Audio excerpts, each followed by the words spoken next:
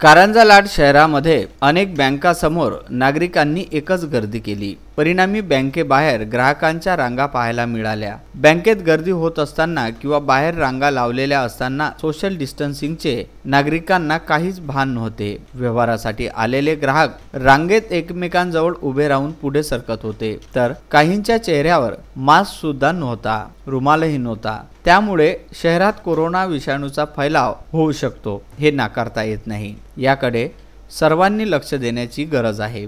केंद्र शासनाच्या जनधन योजना, उज्ज्वला योजना, पीएम किसान योजनेअंतर्गत जनतेच्या खात्यामध्ये पैसे जमा झाले आहे। पैसे काढण्यासाठी कारंजा तालुक्यातील जनतेने राष्ट्रीयकृत बँकेसमोर एकच गर्दी केली होती। या गर्दीमुळे सोशल डिस्टन्सिंगचे नियम मोडल्या जात असून जनतेला सुद्धा या गर्दीमुळे धोका उद्भवू शकतो। याकरिता कारंजा तालुका दंडाधिकारी धीरज मांजरे यांनी जनतेला विदर्भ न्यूजच्या माध्यमातून आवाहन केले आहे।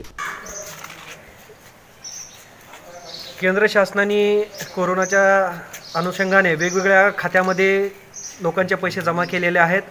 यामध्ये जनधन खात्यामध्ये असतील, उज्ज्वला खात्यामध्ये असतील, त्याचबरोबर पीएम किसान खात्यामध्ये पैसे जमा झालेले आहेत। नागरिकांमध्ये हा एक संभ्रम पसरवला जातोय किंवा पसरला आहे की हे जर पैसे आपण तात्काळ आपल्या खात्यातून काढले नाहीत तर हे पैसे परत जातील।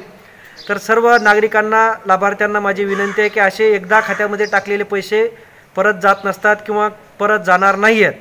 त्यामुळे आपण बँकेमध्ये जाऊन हे पैसे काढण्यासाठी गर्दी करू नये आणि सोशल डिस्टन्सिंग आहे ते डिस्टर्ब करू नये।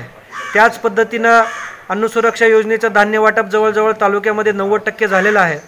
आता आपल्याकडे त्या ठिकाणी प्रधानमंत्री गरीब कल्याण योजनेचं धान्य आलेलं आहे, ते आम्ही दुकानदारांपर्यंत पोहोचवलेलं आहे।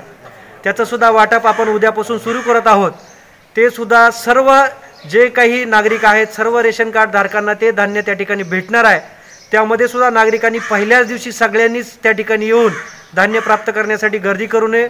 सगळ्याला ते धान्य भेटणार आहे। सोशल डिस्टन्सिंग कुणीही डिस्टर्ब करू नये, कुठल्याही अफवाला कुणीही बळी पडू नये। कारंजा लाडेतून अक्षय लोटे।